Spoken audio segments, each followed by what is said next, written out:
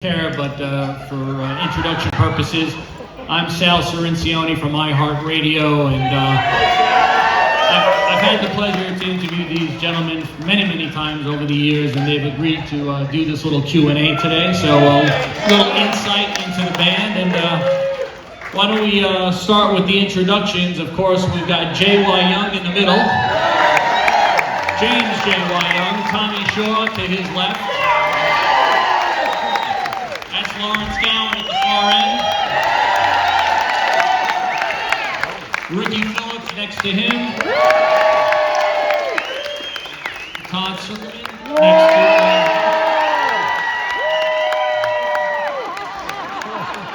him. And congratulations, Ricky, you're no longer the new guy. Will Ivankovic is the new guy.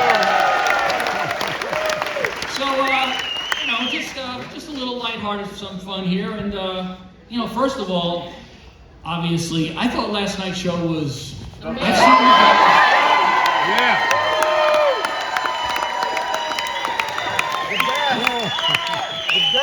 I've seen you guys many times, and for some reason, I don't know if it was just a smaller stage last night, a shorter time frame, whatever it was, but it was just so power-packed, and it moved from start to finish. Absolutely. There were no ebbs and flows, it just flowed. I mean, it just came off that stage like a freight train. And Jean's gonna kill me for saying this, but she likes that stuff because she can, you have put that on and get a lot of things done, get organized, and that sort of thing. I am just the world's most weakling marijuana person.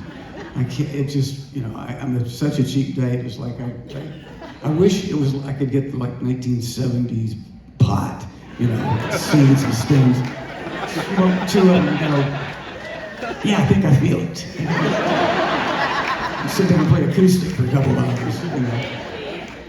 So she sent me off, but I said, give me the weak ones, So we were going into rehearsal for the first day, and we're going to try out Barracuda and all the songs. So I reach in my bag and put the stuff on. Yeah, because we're in the desert, your lips are dry. I get out there on stage and we start playing, and I'm like, what is going on here?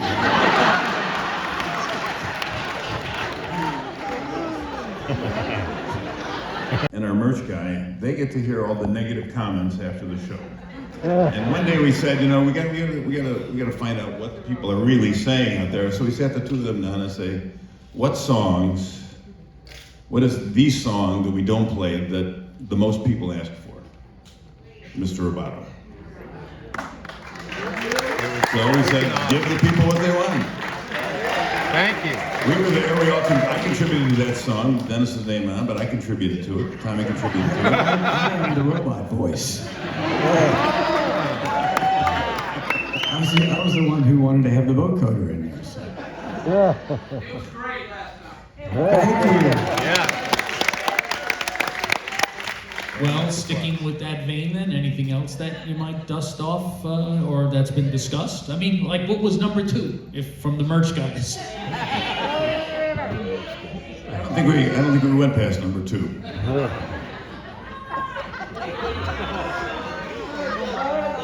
More alive. Well, let me ask the gentleman. Number two in the plexiglass toilet. Sorry? Oh, what would you? I mean, you've mentioned to me in the past wanting to, Yes, talk about doing some other songs of theirs from the we've talked catalog. about that song. Yeah, most of them we have touched on over the years. I liked when we were playing, for example, "Put Me On." I thought that was a great piece to play. I love whenever we get a chance to play "Snowblind." J.Y. These are some of the ones that sort of are alternates. The great. You have a lot of them that you just store away, and I mean, obviously that one hit a chord. Hello, is this thing working? I do not have a lot of them stored away. I have some, but sometimes I don't know what to do with them. Of course, everybody knows I saw Jimi Hendrix play 5 times while he was still alive. If you don't know, I'm telling you now. And I'm profoundly influenced by that man, and I saw Cream and The Who way back in the day. Oh yeah. And even the crazy Arthur, world of Arthur Brown. I'm the god of hellfire! And I bring you sweet potatoes. Yeah, during the pandemic, I just was sort of social distancing from the world, and all of a sudden, I get a call from Tommy, JY, we need you down there to play some guitar parts. I said, okay. And so I really have virtually no writing credit. I think I did some lyric writing on a couple of things, but I don't know, these guys were all of a sudden, they're doing this, and I was maybe the first one. There was something called Pro Tools, which is a way to, was one of the first digital platforms instead of tape rolling back and forth. And I remember walking in, and I won't mention any names, but I just said, you know, they have this new technology where you can actually correct your mistakes and change the pitch on things, and they laughed at me like I was an idiot! So I proved myself right back then, but I'm getting behind. I gotta catch up here.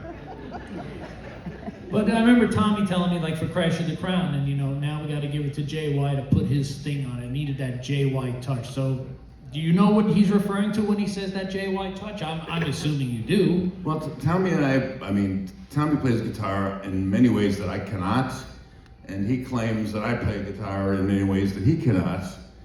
We just have a different approach to it. We've started, I actually was started on piano at age 5. Picked up guitar at age 14, so I've been playing music a long time. And the keyboard thing, I insist on playing on Fooling Yourself, something I came up with. And then Dennis heard it and said, hey, there's something there. And then Tommy ultimately wrote the song and gets credit for the whole thing. But I'm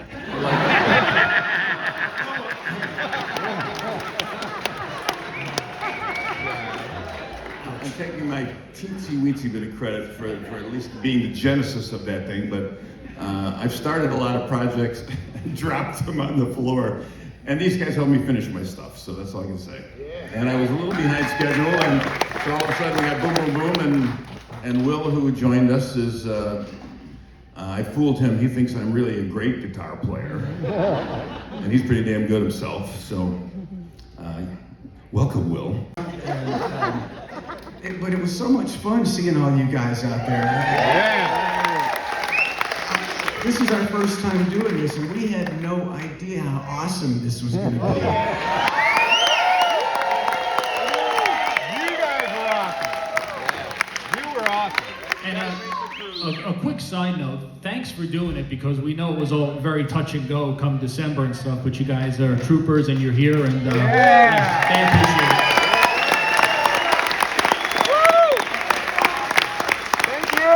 You've been on the road during this pandemic. How's it been? I mean, I imagine it's got to be obviously quite challenging. Does one of you guys want to talk about what the challenges have been? Yeah, Lawrence, for you especially. I mean, they let you back in the country. I said we wouldn't talk about that. Yes, it has been great. I have had my brain tickled about 100 times over the last year, and I'm ready for other parts of my body to be tickled.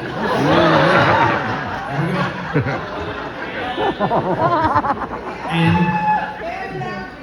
it wouldn't be as exciting as you think. And for some of the rest of you, obviously, I mean, I imagine just sequestering yourselves after shows and stuff, and having to unfortunately cut meet and greets and things like that, whatever it takes to be safe, huh? You're not allowed behind stage, Sal. I can't help it. That's the rules. It's okay. I get it. But like I said, it's great that you're here. And you also take during the lockdown, you come up with another album. First of all, so 2017, the first album of original material in 14 years.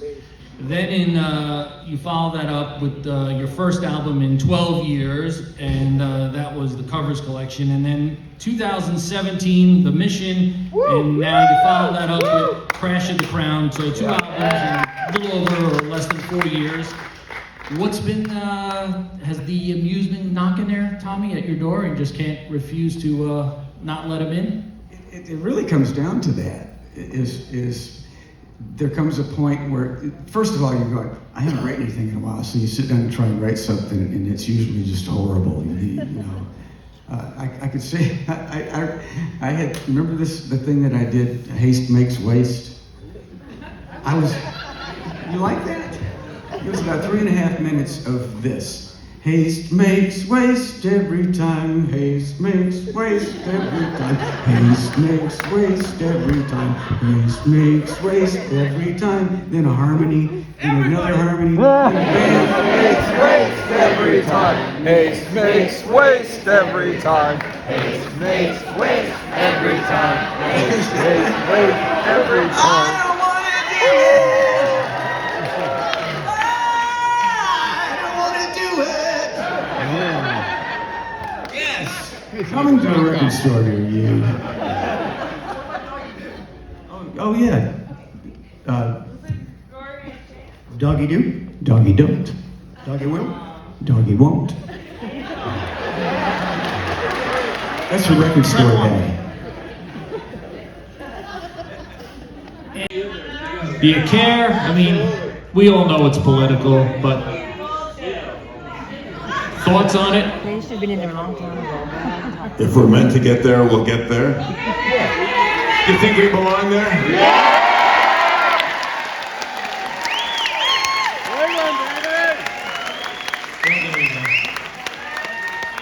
There's a few key people that I know are kind of the final decision makers there. I won't mention any names, but they should have heard that response. Yeah, exactly.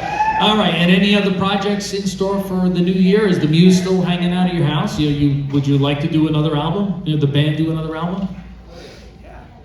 Well, you know, the thing that happened on that cruise ship where the little seed happened for the mission, one of them happened today in my room. I had a little practice amp. It was like deja vu, and I was just practicing in my room, and I came up with this thing, and it was like, yeah. So I refined it a little bit, listened to it, and then I went back and okay, I'll do a harmony part to it, and add some effects on it. It was very deja vu, and I did some harmony parts with it, and then sent it to Will. We'll be playing it tonight. Those are the songs that are the most fun to do, that are just kind of there, and you're just listening to it, and you're almost transcribing it, and then it's like, it seems obvious, well, this is the next thing that you do, and this part right here would be a nice little break. So next thing you know, you're making an album in your head. Yeah. So it's just a short leap to get in the studio and start putting it together. Mission to the Rock Legends cruise, not Crash of the Rock Legends. Mission to the Rock.